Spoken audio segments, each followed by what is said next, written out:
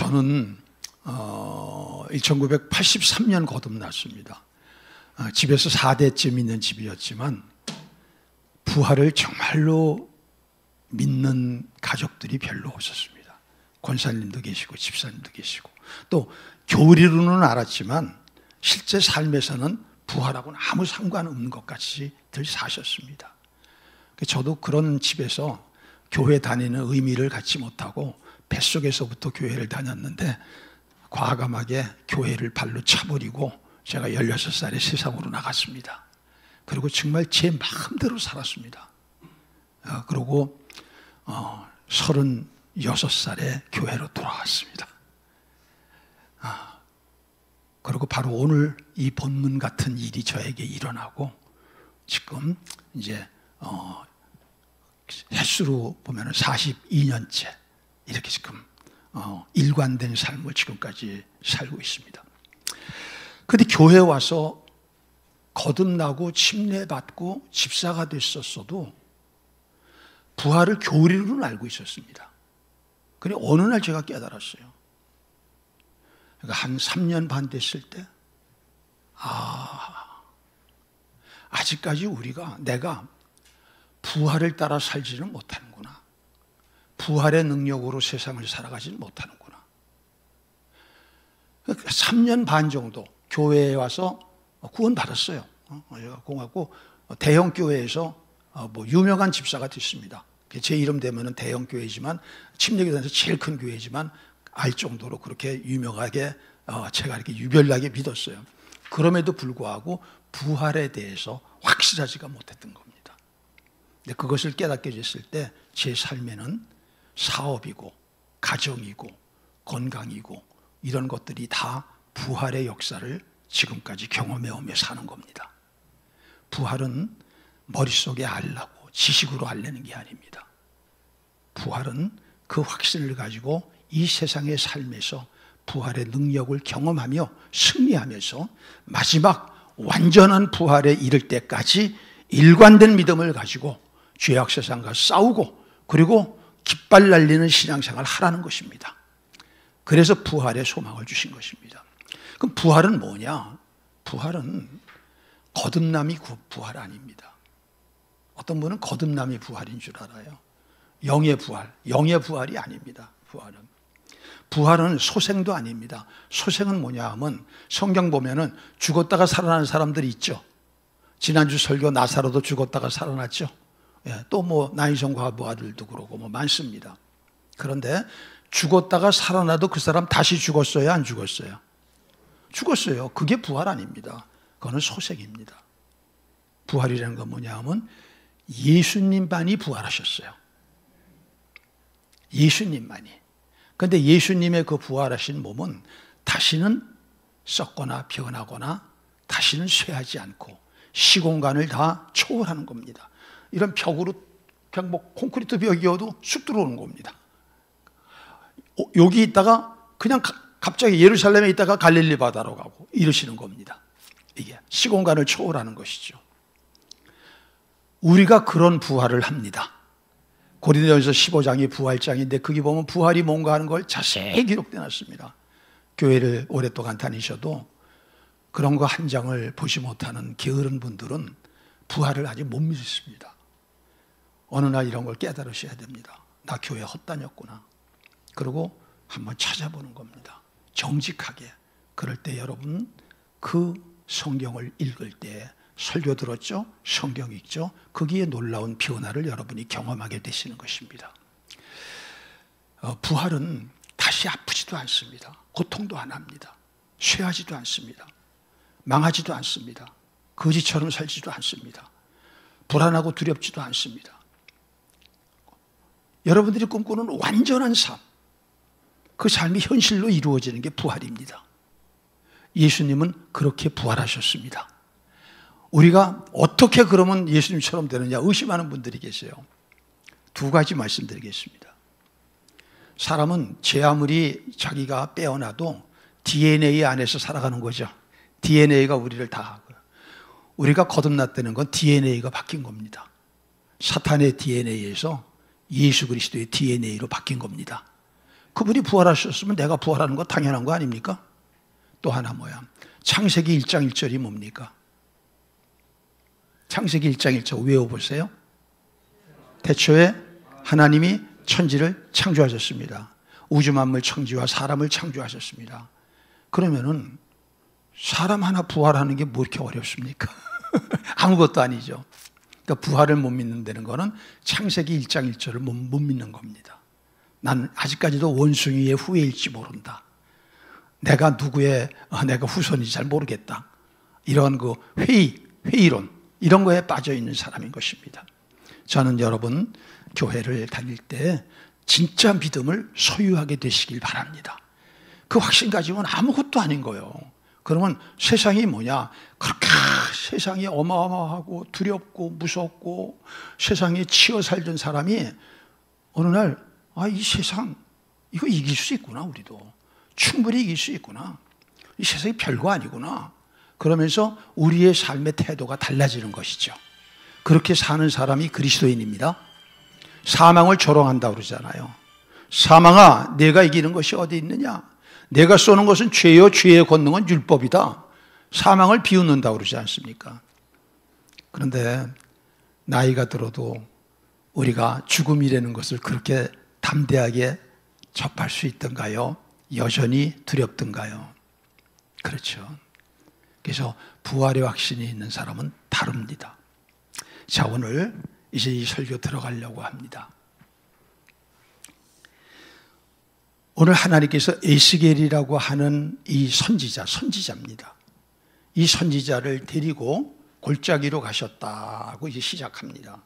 어떤 골짜기인지 몰라요. 그래서 지명이 나와 있지 않기 때문에 그냥 에스겔 골짜기다 보통 그렇게 얘기를 하죠. 그럼 에스겔이라는 사람이 누구냐? 에스겔은 이스라엘이 바벨론의 침공으로 멸망하기 7년 전에 하나님께 부름을 받아서 앞으로 우리 이스라엘이 이렇게 될 거다, 이렇게 될 거다, 이렇게 될 거다 예언했던 선지자입니다. 그러나 그 말을 믿지 않았습니다. 이스라엘 백성들은 안타깝게도 여전히 자기 생각에 꽉 사로잡혀가지고 자기 주장대로, 자기 고집대로, 자기 생각대로 그들은 빠짐없이 제사 드렸습니다. 우리말로 하면 빠짐없이 예배를 드렸다. 주일날 예배도 드리고 저녁 예배도 드리고 새벽 기도도 드리고 수요 예배도 드리고 철야 기도도 드리고 다 했다는 것입니다. 그러나 그들은 망했습니다. 왜 그러냐? 예배를 많이 드리면은 하나님을 잘 알아야 돼요. 하나님을 예배 드릴수록 몰라야 돼요. 네, 그렇죠. 분명히 알아야 됩니다. 그러면 그분의 말씀을 불순종해야 돼요? 순종해야 돼요? 근데 순종은 안 하는 겁니다. 제 고집대로 사는 겁니다. 계속 자기가 하고 싶은 대로. 왜 그럴까요? 하나님은 눈에 보이지 않죠. 그래서 자기 마음대로 하나님은 이런 분이다 하고 가짜 하나님을 자기가 만드는 겁니다. 그럼 출애굽한 광야 이스라엘 백성들이 모세가 십계명을 받으러 산에 갔을 때 무슨 짓 했어요? 귀걸이, 목걸이 이런 거 다 빼가지고 뭐 만들었죠? 금송아지. 그리고 이게 우리를 애굽에서 우리를 탈출시켰고 이게 다 우리를 가나안 땅 들어가게 하고 이런 식으로 가짜 하나님을 만들어 놓은 거예요. 모주 하나님. 하나님은 성경대로 여러분들이 알고 성경대로 믿으셔야 됩니다. 안 보인다고 각각 여러분 안에 있는 하나님이 똑같을 수가 없어요. 엉망진창을 하나님이라고 생각하고 우리가 그분에게 가서 지금 얘기 드린 사람도 있을 수가 있는 거예요. 그럼 하나님은 어떤 분입니까? 하나님은 어떤 분이에요? 유일하신 하나님이십니다. 유일하다는 건 한 분, 삼위일체 하나님이십니다. 근데 그분은 세상을 창조하셨습니다. 그분은 세상을 다스리셨습니다. 지금 다스리고 계신 겁니다. 그분이 세상을 심판하십니다. 그분이 하나님 나라의 왕입니다. 하나님을 똑바로 알지 못하니까 이스라엘 백성들은 어떻게 됐느냐? 에스겔이 아무리 외쳐도 제 고집대로 가는 겁니다. 그러다가 BC 586년 그만 그들이 상상도 할 수 없이 예루살렘은 멸망하고 그들이 생명보다 소중히 여겼던 성전은 다 파괴돼 버리고 만 겁니다. 기가 막힌 것이죠. 얼마나 충격이 컸을까요? 그리고 그 중에서 빈천한 자들, 가난하고 영향력 없는 사람들은 그냥 본토에다 남겨두고 그 중에서 뭔가가 다른 사람들에게 영향력을 미칠 수 있는 이런 리더에 해당하는 사람들, 똑똑한 사람들, 앞으로 이제 어린아이지만 장차 큰 리더십을 행사할 수 있는 이런 사람들을 다 붙들어 가지고서 가서 바벨론에 가가지고서 그들을 포로로 삼았습니다. 이것을 바벨론 유수라고 합니다. 바벨론 포로, 바벨론 유수. 그러니까 나라가 없어진 거죠, 솔직히. 그들은 거기 가서 처음에는 이렇게 생각했습니다. 이런 일이 있을 수가 없는데 하나님은 분명히 이 바벨론을 다 그냥 박살을 내버리시고 우리를 다시금 영광스러운 모습으로 돌아가게 하실 거야. 그리고 아무리 기도해도 아무리 기다려도 안 되는 겁니다. 아버지가 죽었습니다. 그래도 안 되는 겁니다. 할아버지가 죽었습니다. 그래도 안 되는 겁니다. 그런데 그 70년 동안을 성경에서 뭐라고 얘기했느냐? 이스라엘 백성들이 무덤 속에 있는 기간이었다. 따라합시다. 이스라엘 백성은 무덤 속에 있는 기간이다. 70년을 그렇게 살았어요. 70년. 70이라고 하는 숫자는 7 곱하기 10, 10 다 완전수입니다. 바로 그러한 가운데 오늘 그 중간이죠. 그 70년의 어느 날 이제 하나님께서 에스겔 선지자에게 환상을 보여주시는 것입니다. 그러니까 실제로 그런 골짜기에 갔다는 게 아니라 환상 중에, 그 환상은 뭐냐? 꿈하고 다릅니다. 꿈은 주무실 때, 여러분들이 주무실 때 꿈을 꾸지 않습니까? 의식을 다 잃어버리고. 그 환상은 뭐냐면 의식이 있습니다. 이렇게 지금처럼. 그런데 이 의식이 있을 때 뭔가가 보이는 겁니다. 대부분은 기도할 때 보입니다. 텔레비 볼 때 보이지 않습니다. 유튜브 볼 때 보이지 않습니다. 환상을 보고 싶습니까? 기도의 자리로 나오십시오. 밤에 어떤 때 잠이 안 올 때 뭐 하십니까? 잠이 안 오게, 예수 믿는 사람에게 잠이 안 오는 것이 참 중요한 것입니다. 잠이 오려고 막 애를 쓰죠. 잠 잡으려고요. 어떤 사람은 또 이제 바깥에 기지기도 푸고, 뭐 냉장고도 열어보고, 마당, 거실도 걸어보고, 소용이 없죠.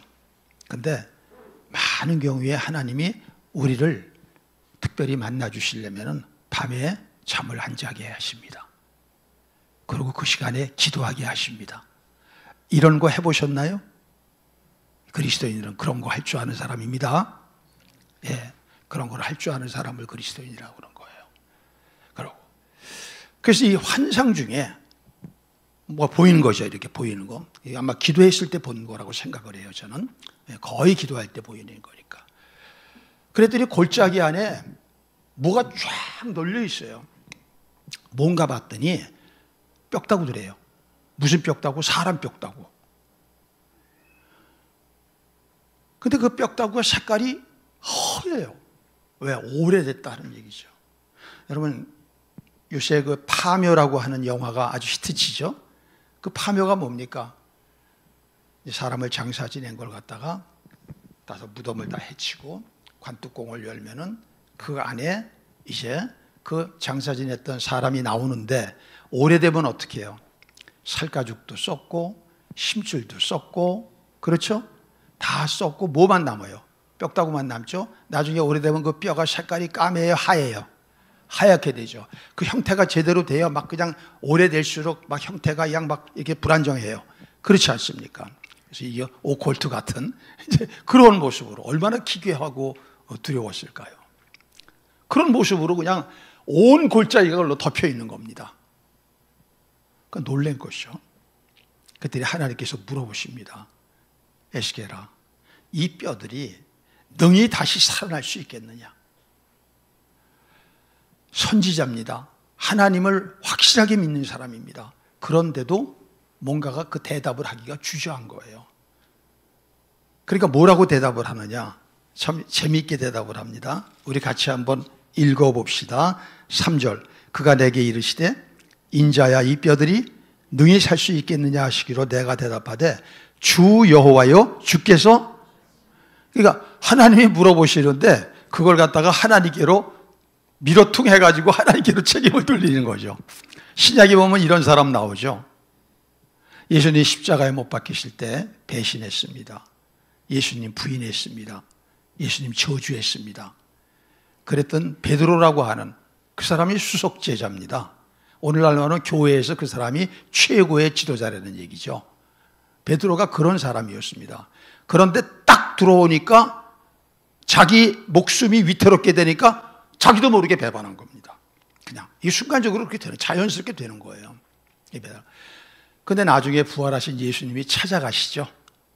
찾아가셔서 뭐라고 그러세요? 막 너 나 배반했냐? 너 이놈아, 이렇게 안 하셨죠? 뭐라고 그러세요? 너 나 사랑하니? 너 나 사랑하니? 아주 사랑을 구걸하셔요.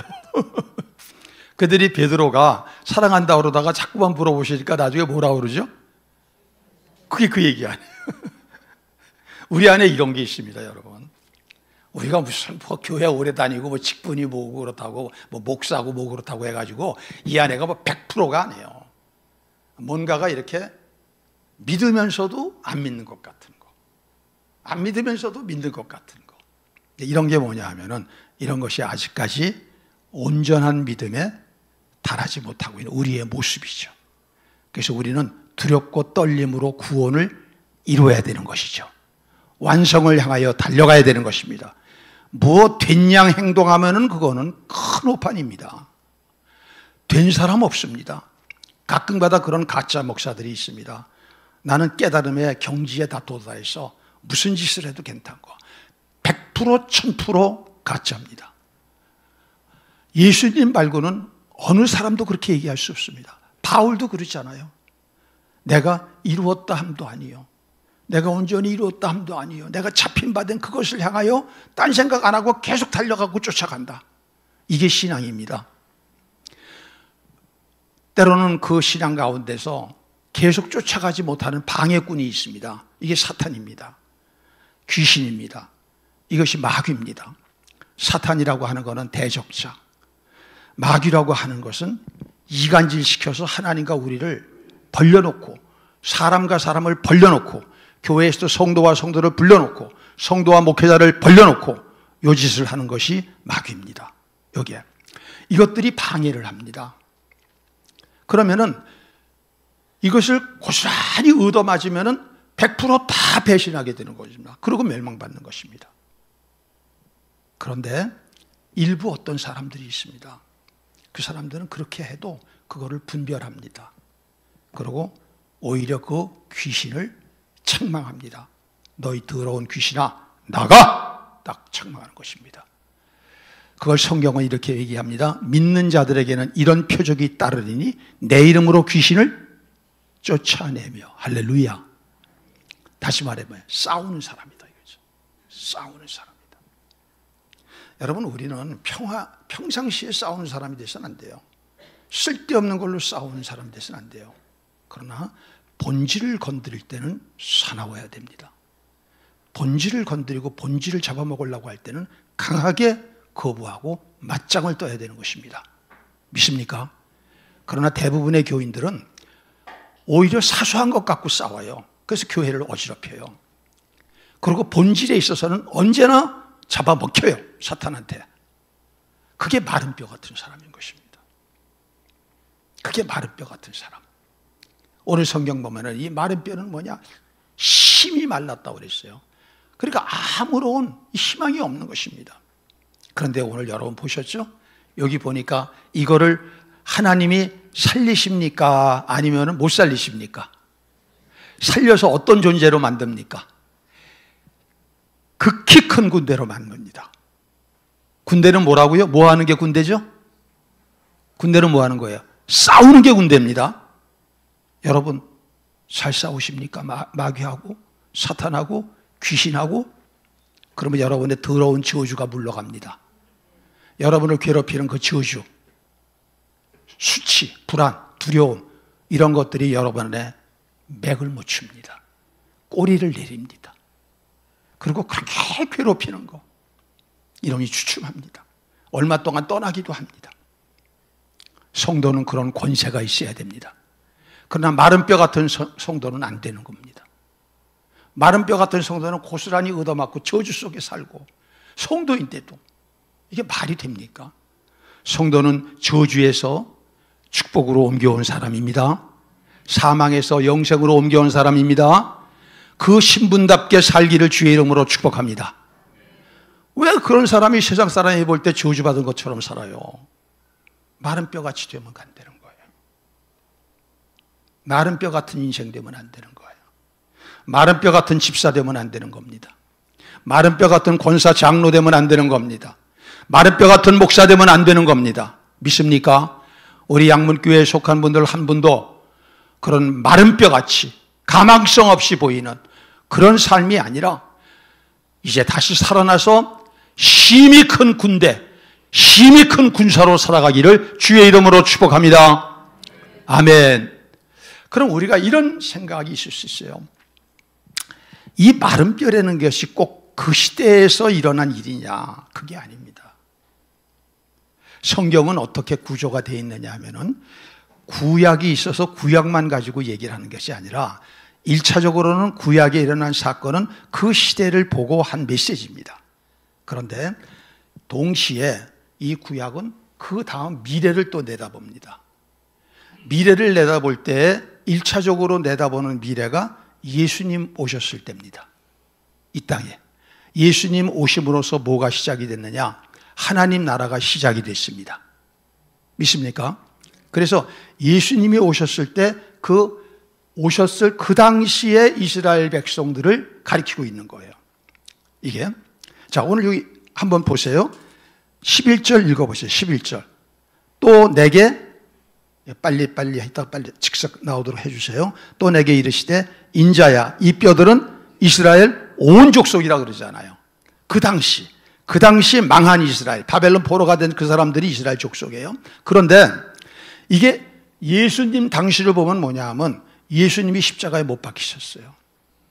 그랬더니 그때까지 막 예수님이 기적 베풀고 병 고치고 막 오병이어 기적했을 때는 으쓱거리고 그 앞에서 뭐가 된 양으로 가가지고 완장 찾던 제자들이 남았어요? 다 도망갔어요? 여자들 몇 분 남겨놓고 다 도망갔어요. 남자들은 하나도 남김없이 도망가고 결국. 네. 그리고 그들은 피했어요. 무서워서. 예수님을 죽였으니까 그 다음에 나도 죽일 게 아니냐. 그렇잖아요. 뭐 자연히. 그래서 전부 숨었습니다. 그래가지고 예수님의 공동체를 와해됐습니다. 그걸 얘기하는 것입니다. 자, 거기서 끝나지 않습니다. 더 멀리 바라봅니다. 종말을 바라보는 것입니다. 종말에 어떤 일이 오죠? 예수님이 오시죠. 믿습니까? 예수님이 오실 때 그 당시의 교회를 얘기하는 겁니다. 여러분, 예수님 오실 때 믿음이 교회들이 좋을까요? 엉망진창 난장판일까요? 성경이 얘기하고 있지 않아요. 요한계시록 2장 3장은 미래에 대한 거 아닙니까? 거기 보면은 7교회 얘기가 나와요. 에베소 교회부터. 마지막 교회가 뭐죠? 라오디게아 교회예요. 그 라오디게아 교회는 어떤 모습이냐? 우리 한번 계시록 3장 14절 읽어보겠습니다. 라오디게아 교회의 사자에게 편지하라.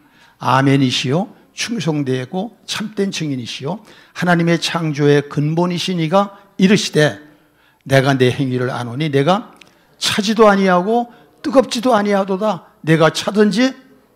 마지막 신앙이 이렇게 된다는 거예요. 여러분은 뜨겁습니까? 뜨겁습니까? 아니면 찹니까? 자, 16절. 내가 이같이 미지근하여 뜨겁지도 아니하고 차지도 아니하니 내 입에서 너를 토하여. 이게 무슨 말입니까? 토한다는 게. 하나님이 받으셔야 되는데 하나님이 거부하신다는 게. 왜 그래요? 신앙이 제대로 된 신앙이 아닌 거라. 미적지근해가지고 이건 마실 수가 없는 거예요. 민감해가지고 마시려니까 욕지기가 나고 구역질이 나고 그런 모습이다 하는 것이에요. 이게. 근데 문제는 뭐냐? 이 사람들이 정작 어떻게 생각하느냐? 17절. 자, 내가 말하기를 나는 부자라 부여하여 부족한 것이 없다 하나 내 곤고한 것과 가련한 것과 가난한 것과 눈먼 것과 벌거벗은 것을 알지 못한다. 자기는 굉장히 괜찮다라고 생각하는 거예요. 특별히 부자라는 건 뭐냐 하면 내가 부족한 것이 별로 없다. 내가 구태여 구질구질하게 치사하게 내가 비굴하게 하나님한테 가서 뭐 달라고 그러고 나 그렇게 안 한다 이거야. 나는 내가 내 힘으로 다 할 수 있다 이거야. 나도 이제 맞벌이 하니까 젊은 사람은 5, 600만 원 버는 건 유도 아니고 내가 머리가 똑똑하니까 돈 1000만 원 버는 건 아무것도 아니고 나는 더 머리 똑똑하니까 연봉 20억 받고 30억 받고 요새 그런 사람들 많지 않아요. 이렇게 생각한다 이게 자기가. 여러분 우리나라 보십시오. 여기 어르신들 알아요? 어르신들은 옛날에 우리가 얼마나 어려웠는가를 다 경험했거든요. 제대로 밥도 못 먹고 자식들도 제대로 못 먹이고 그러다가 지금 이 경제 발전이 여기까지 오면서 이렇게 삐딱하게만 안 살면 웬만큼 다 여유 있어요. 삐딱하게만 안 살면 사고만 안 치면 사고 쳐서 거지 되는 거지. 그러니까 사람들이 어떻게 되냐 하면은 자기가 굉장히 괜찮은 사람, 내가 굉장히 뭔가 우월한 사람 이렇게 마음이 높아졌다는 것입니다. 그런데 실제 하나님이 볼 때는 예수님이 보실 때는 어떻게 되는 거예요? 곤고한 사람이다. 아주 불쌍한 자다. 그리고 심히 가난한 자다. 영적으로 눈이 멀은 소경이다.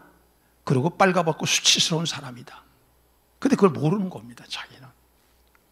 우스꽝스럽죠? 네. 이게 바로 마른 뼈 같은 사람, 마지막 때. 우리 교회는 어떻습니까? 이런 교회는 아니길 바랍니다. 그래서 영어로 말입니다. 영어로 레오디시안이라고 하면은 라오디게아를 이제 그걸 영어로는 이제 레오디시안 이렇게 얘기하는데 그거는 뭐냐면 민근한, 미적지근한, 냉담한 그런 뜻입니다. 그러니까 사람이 이거 하는 것도 안 하는 것도 아니고 민근해요. 왜 그걸 하는지도 몰라. 안 해두고만 해두고만. 그러고 가서 냉담해. 신앙에 대해서 냉담해. 이거를 영어로 레오디시안이라고 그래요. 라오디게아에서 나온 것이죠. 저는 여러분들이 교회를 다녔을 때 여러분의 선배가 어떤 사람인가가 굉장히 중요합니다. 여러분의 선배가 냉담한 사람들 틈에서 여러분들이 신앙생활을 했으면 똑같이 냉담하면서도 아무렇지도 않게 여길 수 있어요. 근데 이게 위험합니까? 지금 안 위험합니까? 보통 위험합니까? 보통 얼마나 위험합니까 이게? 토해버리신데 토하는 게 시간 오래 걸립니까? 그냥 웩 해버리 그냥 금방 나옵니까? 그냥 터져 나오는 거예요. 여러분 지금 얼마나 이 시대가 위험스러운 시대인지 여러분 아세요? 보십시오. 천체가 제대로 된 게 하나도 있습니까? 제 친구 하나는, 동창 하나는 하는 일이 매일 가다 우주 보는 거예요. 우주 보고 그걸 갖다가 카톡방에다 계속 올려요. 별 올리고. 이 우주, 이 은하계, 이것이 지금 어떤 상태다 하는 것을. 마지막 때에는요, 이 우주 속에, 은하계 속에, 이 속에 이상이 일어난다고 그랬죠. 마지막에는. 처처의 기근과 지진도 있다고 그랬어요. 난리와 난리 전쟁이 있다고 그랬어요. 우크라 전쟁 여러분 아시죠? 근데 그 이후에 무슨 전쟁이 일어났어요? 이스라엘 하마스 전쟁 아니에요. 이 전쟁이 굉장히 이슈입니다. 왜 그런 줄 아십니까? 우리 한번 이미지 보여주세요. 이게 예루살렘입니다. 이스라엘의 수도. 여기가 조금 언덕이라 좀 높습니다. 여기 보면 이게 높습니다. 그리고 여기 사원이 하나 있고 여기 이제 바위돔이 있고 여기 이렇게 벽이 있습니다. 이게 뭐냐 하면은 원래 이 자리가 성경에 보면은 창세기 우리가 이제 그 보면은 22장에 하나님이 어느 날 아브라함을 불러가지고 네 아들 이삭을 번제드리라고 그러죠. 그 올라갔던 여기가 모리아 산이에요. 여기가 원래가. 근데 이 모리아 산에 이것이 이제 나중에 다윗 시대에 여기를 갖다가 아라우나한테 이렇게 이제 그 타작마당에 그래서 그것을 사가지고 그리고 여기다가 예루살렘 성전을 지은 겁니다. 근데 이 성전이 BC 586년 바로 에스겔이 활동했을 때 망했다고 그랬잖아요. 다 무너졌습니다. 그리고 그 다음에 바벨론 포로에서 돌아오게 됩니다. 돌아오게 되고서 거기다가 스룹바벨이 성전을 약간 좀 초라한 성전을 세웠어요. 왜? 힘이 없으니까. 옛날에 다윗이 있을 때는 힘이 있으니까 어마어마한 그런 그 건축비를 가지고 그런 자재를 가지고 멋있게 했거든요. 그 다음에 힘이 없으니까 성전은 있어야 제사드리니까 아주 초라한 성전. 그러다가 헤롯이 왕이 되고서 헤롯은 에돔 사람인데 이스라엘의 왕이 됐거든요. 그러니까 자기의 영향력이 없으니까 이스라엘 사람들이 아첨하느라고 큰 돈을 갖다가 거기다가 집어넣어 가지고 리모델링을 합니다. 그것이 바로 제2성전입니다. 제2성전. 그것이 AD 70년 타이투스라고 하는 로마의 그러한 그 장군에 의해 가지고 결국은 다 점령되고 돌 하나 남지 않도록, 왜? 돌 사이에 금이 있다고 그렇게 이제 루머가 퍼져가지고 뭐 군인들이 금방 그냥 금 찾으려고 이제 그렇게 돌 하나 돌 다 발라버린 거예요. 그렇게 해가지고서 이스라엘은 망하고 모든 이스라엘 사람들 세상으로 다 도망가서 디아스포라가 생긴 겁니다. 그것이 1900 몇십 년 동안 나라 없이 그렇게 된 거예요. 그게 바로 그런데 여기를 역사상 AD 7세기경에 누가 점령했느냐? 이슬람이 점령합니다. 성경 보면 오스만 터키라고 하는 거 나오죠. 여기를 점령해가지고 여기를 자기네가 사원을 세운 거예요. 이게 이겁니다. 알락사 사원. 이거. 요거. 이게 원래 이제 황금이었었는데 그 다음에 이제 이것이 유실되고 그 다음에 알루미늄으로 바뀌었다가 지금은 황금 코팅입니다. 코팅만 그렇게 한 것으로 이렇게 바뀌었어요. 그리고 요거는 이제 바위돔. 이제 자기네들은 어떻게 생각을 하느냐 하면은 이삭을 바친 게 아니라 이스마엘을 바쳤다고 그래요. 자기네가 이제 이스마엘이 제일 자기 조상이니까 이 사람들이. 그래가지고 여기서 이제 바쳤고 여기서 마호멧이 승천했다고 그렇게 자기네들이 믿어서 여기가 이스라엘의 이슬람의 3대 성지 중에 두 번째 가는 성지입니다. 어마어마하게 중요한 것이죠. 자, 그런데 이스라엘 입장에서는 뭐예요? 이 자리가 원래 자기네들 성전 자리인데 여기다 세우고 싶을까요? 안 세우고 싶을까요? 세우고 싶죠. 꿈이죠, 그게. 근데 문제는 여기를 세웠다가는 어떤 전쟁이 일어나겠어요? 지금 이슬람이 전 세계에 몇 명이에요? 19억입니다. 19억 중에서 83%가 이게 수니파예요. 17%가 시아파입니다. 시아파의 맹주가 이란, 수니파의 맹주가 사우디아라비아. 이 둘은 서로가 조금 약간 반목하고 있어요. 그런데 여기서 문제가 났다 그러면 하나가 됩니다. 지금 이스라엘이 지금 하마스 상대 전쟁하는데 하마스는 수니파거든요. 지금 미국이 이제까지 다 내버려 두다가 왜 이렇게 자꾸만 나서 가지고서 이스라엘 보고 하지 마라 막 블링컨 보내고 왜 그럴까요? 도가 지나치니까. 네타냐후는 왜 도가 지나칠까요? 네타냐후 뒤에 있는 사람들이 있거든요. 너 이번 기회에 저 밀어붙여. 가자지구가 팔레스타인입니다. 팔레스타인 가나안 족속입니다. 쉽게 얘기해서 이걸 싹 밀어붙이고 여기다가 새 성전 져. 이 압력입니다. 그럼 네타냐후는 그 얘기를 받아들이지 않으면 지지자들도 없고 돈도 없고 그렇게 되는 것입니다. 지금 세계가 이런 식으로 지금 얼마나 위험하게 가는지 모르는 것이죠. 저는 지금이 마지막은 아니라고 봅니다. 그러나 마지막은 길게 안 남아 있습니다. 우리나라도 오늘 오후에 핵전쟁 터져도 이상해요, 안 이상해요? 이상해요, 안 이상해요? 그런데 살고 있지 않아요. 파리 목숨이 아니라 하루살이 목숨입니다, 지금 여러분. 죽음은 굉장히 두려워하는 사람들이 실질적으로는 뭐가 뭔지도 분별도 못하고 사는 거예요, 지금. 하루살이들이. 그 가운데서 여러분 교회를 다니셨습니다. 그러면은 생명을 얻으셔야 돼요. 생명에 무관심하셔야 돼요. 그러면 교회는 영원한 생명, 다시 죽지 않고 아프지 않고 쇠하지 않고 그 영원한 생명을 얻는 게 목적이 돼야 됩니다. 처음에는 물론 병도 고치고 망한 거 거지됐는데 돈도 좀 생겨서 좀 여유 있게 살고 자식도 삐뚤어진 자식도 올바르게 세고 그리고 가정도 깨진 거 부부지간에 다시 화목하고 이런 것이 있어야 돼요. 하지만 그런 것들 통해서 회복이 된 다음에는 이렇게 한다고 문제가 해결되는 건 아니구나. 병 나도 암 나도 또 죽어요. 그렇죠? 또 죽어요.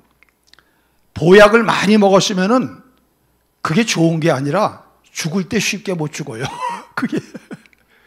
그러니까 결국 답은 뭐냐? 영생 얻어야 됩니다. 영생은 영원한 생명을 얻는다는 겁니다. 믿습니까? 믿음의 결국 곧 영혼의 구원함을 받음이라. 그것이 목적이 되셔야 됩니다. 여러분 예수 믿는 목적이 뭡니까? 목적이 무엇이냐고요? 이거 답하실 수 있어야 돼요. 이거를 답할 수 없기 때문에 이 신앙생활이 무력하고 힘이 없고 왔다 갔다 하고 변덕스럽고 엎치락뒤치락하고 내 정체가 뭔지도 잘 모르고 그리고 어떨 때 당황하고 나이를 먹어도 죽음이 무서운 겁니다. 죽음이 두려운 겁니다. 무탈하게 이것만 기도하는 겁니다. 우리가 어떤 식으로 죽는가는 우리가 결정할 수 사실 없습니다. 하나님이 우리에게 가장 유익한 방법으로 우리를 데려가실 것입니다. 그건 하나님께 맡겨야 되는 거예요. 우리가 할 수 없는 걸 가지고서 그렇게 하는 것이 아니에요. 그거는 이어령 교수님 같은 분은 이제 오늘 저녁에 이제 그분 나오시겠지만 그게 영화에 그분은 8년 동안 암과 투병하면서 나중에 이제 여러 가지가 전이 됐죠. 근데 병원에 안 가셨어요. 그분이 지성인 아닙니까? 지식인 1호예요. 그럼 그 사람이 미신 때문에 그런가요? 아니죠. 그분이 영생의 소망을 가졌기 때문에 영생의 소망을 가졌기 때문에 그렇게 하신 겁니다. 저는 우리 교회 성도들이 이번 부활절을 맞아서 여러분들이 이 영생의 소망을 갖게 되기를 바랍니다. 이 마른 뼈 같은 우리 교회 안에도 이런 마른 뼈 같은 사람들이 있을 수 있어요. 마른 뼈 같은 직분자들이 있을 수 있어요. 마른 뼈 같은 목회자가 있을 수도 있어요. 그러나 어떻든 간에 우리의 최후의 목적, 가장 중요한 목적은 영생입니다. 영원한 생명을 가진 사람은 특징이 있는데 군사로 사는 거예요. 그러니까 교회도 있습니다. 가짜 교회는 뭐냐 하면은 그냥 행복이 목회 방향이야. 교인들 맨날 그런 설교만 해. 행복하세요. 교인들도 그 생각만 해요. 여러분, 이 땅에 행복이 있을 수 있어요? 없어요? 있어요? 얼마나 있어요? 그 조금 생각해보면 몰라요? 이 땅에 영원한 행복은 없어요. 이제까지 연세드시고 살아오신 몸은 행복한 날이 많아요? 고난의 날이 많아요? 맞습니다. 여기서 행복하려고 애쓰시지 마시고 이제는 여러분 안이 행복해짐으로 바깥의 고난을 이기는 분이 되시길 바랍니다. 환경이 어떻게 오든지 간에 그거를 초월할 수 있는 힘, 이걸 군대 신앙이라고 그러는 겁니다. 그래서 오늘 보면 극히 군대가 됐다는 게 그겁니다. 교회도 똑같은 교회가 아닙니다. 십자가를 달았다고. 하나님의 군대 교회가 있습니다. 그리스도 군사교회가 있습니다. 십자가 군사교회가 있습니다. 이게 바로 오늘 다시 살아난 바로 이 마른 뼈가 다시 살아난 이 극히 큰 군대를 얘기하는 것입니다. 교회는 전투적 교회여야 됩니다. 왜 그럴까요? 우리의 삶은 눈에 안 보이지만 영적으로 계속 우리를 두드리고 때리고 괴롭히고 찌르고 그러는 존재가 있는 거예요. 바울이 그래서 우리의 실험은 혈과 육에 대한 것이 아니요 정사와 권세와 이 어둠의 세상 주관자들과 하늘의 악한 영들에 대한 싸움이라는 것이 바로 그것입니다. 여러분이 문제와 자꾸만 싸우면 안 됩니다. 문제와 싸우면 해결 안 됩니다. 그 문제를 일으킨 장본인인 악령과 싸워야 되는데 이걸 분별하지 못하면은 집사인데도 장로인데도 권사인데도 목사인데도 사람끼리 싸우는 거예요. 그래서 멀쩡한 가정이 깨지고, 멀쩡한 회사가 무너지고, 멀쩡한 교회가 분열되고, 이런 일이 일어나는 겁니다. 우리의 싸움의 대상은 누구예요? 누구예요? 예, 사탄, 마귀, 그리고 졸개 귀신입니다. 확실하게 주적을 잡기를 바랍니다. 주적을 모르니까 이리 터지고 의리 터지고 뜯기고 뺏기고 이런 비참한 삶을 교회 안에 살면서도 정신을 못 차리는 거예요. 뭐가 뭔지도 몰라가지고. 그리고 힘들다고 그러는 겁니다. 힘들 필요 없습니다. 여러분이 이 부활절을 맞아서 심이 마른 마른 뼈가 살아나고 극히 큰 군대가 되듯이 그런 역사가 일어나기를 주의 이름으로 축복합니다. 그럼 어떻게 하면 그렇게 되느냐 이거예요. 어떻게 하면 그렇게 되느냐? 세 가지입니다. 첫째, 강단에서 에스겔처럼 하나님의 말씀이 대언되어야 돼요.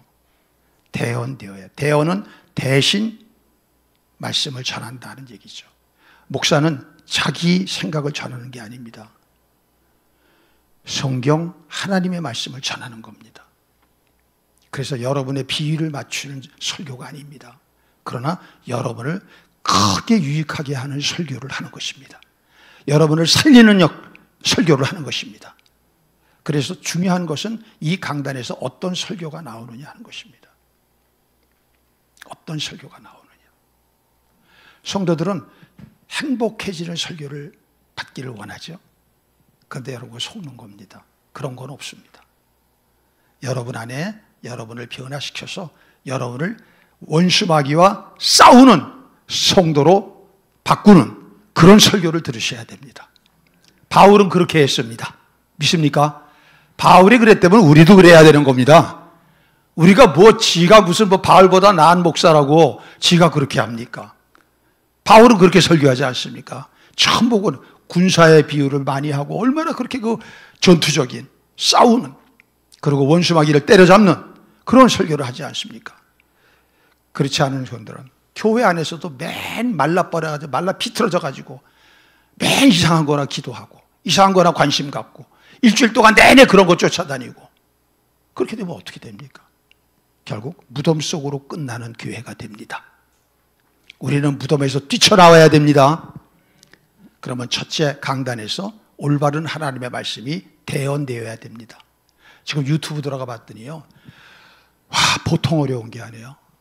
이단들이 거의 잡고 있어요. 그리고 이상하게 정통이라고 했던 사람들도 이상한 메시지를 자꾸만 들고 나와요.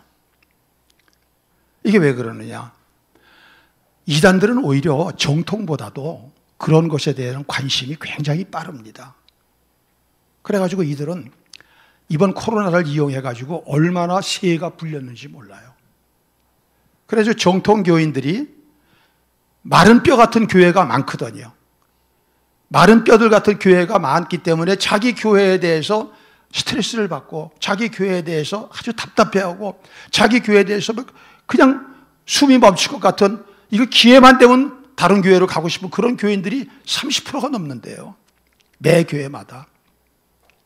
그런 사람들을 상대로 하는 것입니다. 메시지를 그렇게 유튜브에 집어넣어가지고. 그러니까 여러분들이 지금 본교회의 강대상이 정확한 하나님의 말씀이 선포되지 않는 교회면은, 대부분이들이 죽은 교회 아니면은, 대부분이 말라 비틀어진 교회 아니면은 교인들이 기회만 되면 떠날 생각을 하고 있다는 것입니다. 그러므로 이번에 오시는 목사님, 여러분들이 기도하시고 이 강대상에서 생명을 살리는 말씀이 선포되게 해주세요. 아멘. 그런 기도를 하셔야 되는 거예요. 제가 한번 여쭤볼게요. 고용수 목사를 위해서 고용수 목사가 올바른 하나님의 말씀을 대언해서 우리를 살리게 해달라고 매일 기도하시는 분 손 들어보세요. 자, 이런 가운데 살려니 얼마나 힘들었겠습니까? 제가 보기에는. 성도들의 첫 번째 의무가 그겁니다. 믿습니까? 사무처리 할 때도 그렇잖아요. 정의원 할 때도. 첫 번째 그 서약이 그거예요. 무관심해서 복만 얻으려고 그러고. 그건 100% 가짜입니다. 그런 교회는 없습니다. 그런 복음도 없습니다. 교회가 하나님의 군대가 돼야 됩니다. 그래야 마귀, 귀신, 사탄을 다 내쫓을 수 있는 거예요. 교회가 엉망진창되면 안 됩니다. 교회는 군대같이 질서가 있어야 됩니다. 힘이 있어야 됩니다. 권세가 있어야 됩니다. 세상과 맞짱 뜰 수 있어야 됩니다. 그런데 마귀 귀신과 싸우려면은 먼저 뭐를 싸워야 되는 줄 압니까? 내 안에 내 자신과 싸워야 돼요. 내 자신이 육신입니다. 옛날에 예수 믿기 전에 내 고집대로, 내 정욕대로, 내 욕망대로, 내 본능대로, 하고 싶은 대로 그렇게 살라고 했던 게 이걸 육신이라고 성경에서 얘기하고 있습니다. 이 육신이 우리가 거듭나서 새 자아를 갖게 됐거든요. 그럼 이 안에 두 싸움이 있습니다. 이 싸움에서 승리하시지 않으면 100% 지는 겁니다. 그래서 성경은 이렇게 얘기합니다. 육신의 생각은 사망이요 영의 생각은 생명이다. 육신에 있는 자들은 하나님을 기쁘시게 할 수 없느니라. 무릇 하나님의 영으로 인도함을 받는 그들이 곧 하나님의 아들이라. 이 싸움을 성령의 도우심으로 싸워야 되는 것입니다. 싸우고 계십니까? 매일 싸움입니다. 순간순간 싸움입니다. 더 중요한 일을 할수록 더 싸움이 더 치열합니다. 가정에서도 부부지간에도 그런 순간이 옵니다. 부모 자식 간에도 싸워야 될 순간이 옵니다.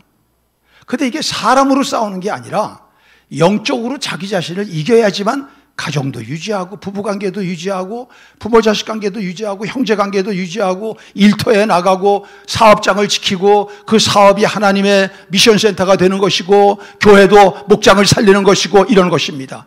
그런 삶을 안 사는 것은 정확한 그리스도인이 아닙니다. 우리 안에 싸움에 승리하기를 주의 이름으로 축원합니다. 내 안에 싸움을 이기지도 못하는 사람이 어떻게 교회를 돌보고 어떻게 가정을 돌보고 어떻게 회사를 사업을 합니까? 말도 안 되는 거 아닙니까? 그래서 싸우는 그렇게 큰 군대가 돼야 된다는 것입니다. 우리 양문교회가 지는 패잔병들의 교회가 되어야 될까요? 승리하는 극히 큰 군대가 되어야 될까요? 여러분 다 이렇게 되기를 원하십니까? 그러면 여러분 이제부터 세 가지를 잘 드셔야 돼요. 첫째 뭐냐? 첫째, 믿어야 됩니다. 이 설교를 믿질 않아요. 계속 딴 생각 갖고 있어요. 딴 생각하고. 근데 사실 그 믿음이라는 것은 나도 믿으려고 노력도 하지만 그거보다 더 큰 건 뭐냐? 더 큰 거는 하나님의 그에 대한 간섭이 있는 겁니다. 그걸 은혜라고 하는 것입니다. 그럼 은혜는 어떤 사람에게 오느냐? 하나님은 은혜를 막 부어주시기를 원합니다. 근데 우리가 못 받고 있는 겁니다. 자기가 하나님보다 높아져 있는 사람은 못 받습니다. 물은 위로 올라갑니까? 밑으로 내려갑니까? 그래서 은혜는 물에 비유하거든요. 더 생수에 비유하거든요. 그러니까 우리가 낮아질수록 은혜를 받습니다. 겸손해질수록 은혜를 받습니다. 내가 할 수 없다고 할수록 은혜를 받습니다. 믿습니까? 그래서 믿음이 생기는 겁니다. 마태복음 13장 보면은 천국에 대한 장이 있습니다. 천국. 하나님 나라 천국이라는 게 어떤 곳이냐 하는 것을 비유적으로 7가지를 드러났는데 그 중에 첫 번째가 뭔지 압니까? 땅의 비유입니다. 천국 백성 되고 천국을 소유하려면은 내 마음밭이 길가처럼 딱딱해도 안 되는 것이요. 돌적밭처럼 이렇게 험해도 안 되는 것이요. 가시떨기처럼 지저분해도 안 되는 것이요. 좋은 땅이 됐을 때 30배, 60배, 100배의 결실을 맺느니라. 믿습니까? 그렇게 되어 있습니다. 여러분의 마음을 다스리십시오. 여러분의 마음밭을 좋게 하십시오. 그 마음밭 때문에 여태까지 교회를 오래 다녔지만 확신도 못 갖고 왜 이렇게 되지 내 삶이? 왜 원치 않아 이런 방향으로 흘러가지? 왜 이렇게 무력하지? 이렇게 되는 겁니다. 그러나 여러분들의 마음밭을 좋은 땅을 만들어서 설교를 듣지 말고 경청하십시오. 경청은 뭐예요? 한 말씀이라도 놓치지 않으려고 낮은 자세에서 귀를 기울일 때 여러분에게 믿음이 생기는 겁니다. 그래서 믿음이라는 건 이런 겁니다. 히브리서 4장 1절 2절을 보도록 하겠습니다. 그러므로 우리는 두려워할지니 그의 안식에다, 이 안식이 구원입니다. 영생입니다. 들어갈 약속이 남아있을지라도 너희 중에는 혹 이루지 못할 자. 이 안에 그게 이루지 못할. 약속은 하나님이 하셨어요, 여러분하고. 근데 여러분들이 반응이 잘못되면은 그거 없다 이거예요. 그 어떤 거야? 2절입니다. 시작. 그들과 같이 우리도 복음 전함을 받은 자이나. 지금 설교가 이게 복음입니다. 들은 바 그 말씀이 그들에게 유익하지 못한 것은 듣는 자가 믿음과 결부죠. 이런 것이죠. 자, 이게 말씀이 이렇게 들어갔어요. 그럼 여러분은 어떻게 해야 되느냐? 여러분은 믿음으로 그것을 딱 받아서 합해야 되는 거예요. 부합해야 되는 거예요. 근데 들어오는데 걷어차버리고 귀 막아버리고 딴 데 하고 이렇게 되면은 여러분은 구원에서 제외된다는 것입니다. 그래서 이게 저는 제가 신학적으로 지금 장로교하고 감리교회가 대립돼 있지 않습니까? 칼빈주의, 웨슬리안주의. 저는 이걸 보고 깨달은 거예요. 하나님의 선수적인 칼빈주의가 맞긴 맞다. 이 절대주권이거든요. 칼빈주의. 하나님이 다 하신다. 절대주권. 그러나 나도 내 마음으로 전심으로 그 하나님 주시는 은혜와 믿음을 받아들이려고 하는 거예요. 말씀을 받아들이려고 하는 거예요. 그게 없으면 안 된다 이겁니다. 맨날 허당 깐대는 거예요. 허당. 이거 얼마나 우스꽝스럽습니까? 교회까지 와서 교회의 본 목적을 이루지 못하고 다 말라 비틀어진 사람 돼가지고 이걸 세상에서 죄도 마음대로 못 져. 왜? 천국은 아니까 마음대로 못 지잖아요. 숨어서 저도 아주 찔끔찔끔 저도 이렇게 살아요. 이게 얼마나 우스꽝스럽습니까? 그러니까 우리는 그런 비열한 인생이 아니라 확실하게 믿음을 가집시다. 올바르게 반응해서 주님과 손바닥을 마주치세요. 믿습니까? 이거를 이건 여러분이 하실 몫이에요. 여러분이 전심으로. 그 다음에 이제 우리가 하나님을 알아야 됩니다. 아까 얘기했죠. 우리가 하나님이 창조주라는 것만 확실히 믿어도 죽음 따위가 겁나지 않다.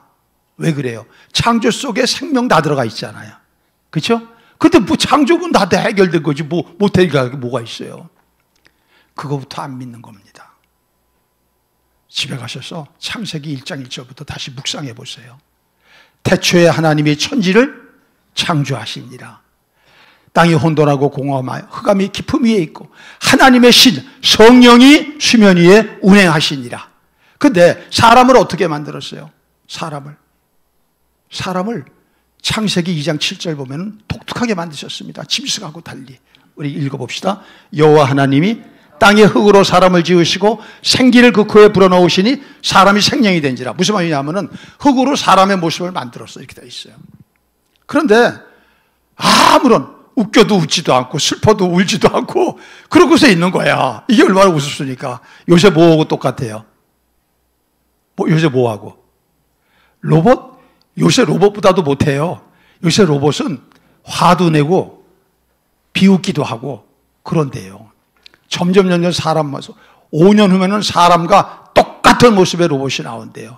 저도 그 뉴스 봤어요. 그 SBS인가 거기 나온 거 봤는데 사람이 웃었어요. 대화하면서. 그때 저도 싹 웃어. 이게 지금 이런 시대가 되어져 갑니다. 그런데 보세요. 로봇이 아무리 그런 걸 흉내내도 못하는 게 뭡니까? 뭐가 없어요? 생기가 없는 거야. 사람은 생기가 있는 거예요. 이 생기란 말이 오늘 본문에서 10번이 나와요. 어떻게 나오느냐? 영으로도 번역이 되고 생기로도 번역이 되고 사방의 바람으로도 번역이 되고. 그러니까 이 장에서 제일 중요한 게 뭐냐? 이게 생기입니다. 자, 대연을 했더니 뼈들이 이 뼈 저 뼈 들어맞아. 그래가지고 거기에 힘줄이 생기고 살이 오고 가죽이 덮였는데 이러고 가만히 있는 거예요. 그랬더니 한 번 더 하나님께서 말씀하십니다. 야, 생기에게 들어가서 그들에게 부으려고 대연하라. 생기야, 사방에서 와서 이 말라 비틀어진 이제 군대의 모습은 갖췄지만 생명력이 없는 이 로봇보다도 못한 여기에 들어가라. 그래서 들어갔더니 다 일어나가지고 그게 큰 군대가 됐다는 것입니다. 교회도 마찬가지입니다. 왜 수십 년 믿어도 싸우지 못할까요? 죄에 무릎 꿇고 자기 마음 다스리지 못하고 말썽이나 일으키고, 왜 집에서도 그렇게 하고? 생기가 있어야 됩니다. 이 생기를 다른 말로 성령이라고 하는 겁니다. 하나님의 숨 불어넣으신 거. 그래서 세 번째 뭐냐? 우리가 군대가 되려면은 반드시 성령을 받으셔야 됩니다. 성령 받으셨나요? 성령 받으면 그 다음부터 이상합니다. 든든해지는 거예요. 불안해지는 것이 훨씬 뚝 떨어집니다. 그리고 이제까지 비실거리고 싸우는 거, 세상과 싸우고 문제와 싸우고 내 자신과 싸우고 죄와 싸우고 두려운 환경과 싸우려는 거 안 하고 도피만 했거든요. 근데 그 다음에 성령이 들어오면은 맞짱 뜨려고 합니다. 내가 왜 이제까지 이렇게 살았지? 이게 아무것도 아닌 것 같고, 그러고서 전열을 가다듬어서 내가 이 싸움에 1대1로 맞짱을 붙는 겁니다. 그때 누가 움직이시느냐? 하나님이 움직이십니다. 그래서 다윗이 이긴 것처럼 골리앗을 우리로 그 어마어마한 문제를 이기게 하는 겁니다. 믿습니까? 이게 군대입니다. 저는 우리 양문교회가 하나님의 군대가 되기를 바라며 이 신앙으로 무장하기를 원합니다. 믿습니까? 마지막 라오디게아 같은 교회, 이런 교회들을 살리는 교회가 되기를 원합니다. 이번에 목사님이 아주 찬양도 잘하시고, 또 이번에 말씀도 지금 지금 목회를 안 하는데도 새벽마다 깨워서 그거 하시잖아요. 유튜브로 새벽 거 보셨죠? 예. 참 하나님이 우리 교회에 쓰실 겁니다. 우리 양목에 쓰실 거예요. 이렇게 말씀 잘 듣고, 이렇게 열심히고, 새벽 기도도 20 몇 프로가 나왔어. 우리 교회 전체에. 보통 10%도 안 나옵니다. 우리 교회는 프로수로 따지면 20 몇 프로. 그러면 우리는 부흥할수록 그런 새벽 기도에 많이 나와서 기도하는 분들이 많아질 겁니다. 그러면 강력한 군대가 되어야 한대요. 능히 그렇게 되죠. 그렇게 돼서 하나님을 영광스럽게 하는 교회가 될 줄로 믿습니다. 여러분, 교회는 군대교회가 되는 겁니다. 하나님의 군대가 되어야 되는 것입니다.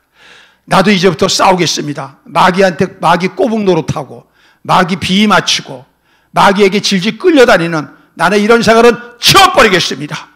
이런 단호한 결단을 하는 분들은 다 같이 일어나 주시기를 주의 이름으로 축복합니다. 마른 뼈가 극히 큰 군대가 되는 이 환상은 이스라엘을 회복시킬 것이요, 예수님 십자가에 처형됐을 때 다 도망갔던 이 절망하고 소망 없는 공동체를 성령이 임해서 다시 교회되게 하시고, 성령 받고 교회까지 됐지만 다시금 세상에 종속되어서 마귀의 꼬북 노릇하며, 그리고 라오디게아 교회처럼 하나님이 토해내신 그런 모습으로 형식적 신앙생활을 하는 위선자들, 그런 잘못된 교회들을 얘기하는 것입니다. 그 교회를 고치시겠다는 것입니다. 그런 성도를 고치시겠다는 것입니다. 우리 이 시간 기도하십시다. 주님, 나는 살아나기를 원합니다. 나는 군대 신앙이 되기를 원합니다. 우리 양문교회가 죽은 교회 되지 말고 극히 큰 군대가 되기를 원합니다. 주의 이름 부르고 기도합니다. 주여, 하나님, 오늘도 하나님의 생명의 말씀을 들었습니다. 마른 뼈가 살아나 극히 큰 군대가 되는 것처럼 내 신앙의 말랍이 들어진 것, 내 신앙이 다 하나님 쓰러져 가는 것 고쳐주시옵소서. 내 신앙을 회복시켜 주시옵소서. 내 신앙을 견고케 하여 주시옵소서. 내 삶의 자리에서 승리하게 하여 주옵소서. 포기하지 말고 이제는 부활의 권능과 부활의 능력으로 살아가게 하여 주옵소서. 그리하여 가정이 회복되고, 일터가 회복되고, 관계가 회복되고, 교회가 회복되어서 세상 끝까지 승리하게 하여 주옵소서. 만군의 여호와 하나님, 하나님은 죽은 자도 살리시고 없는 것도 있게 하심을 믿습니다.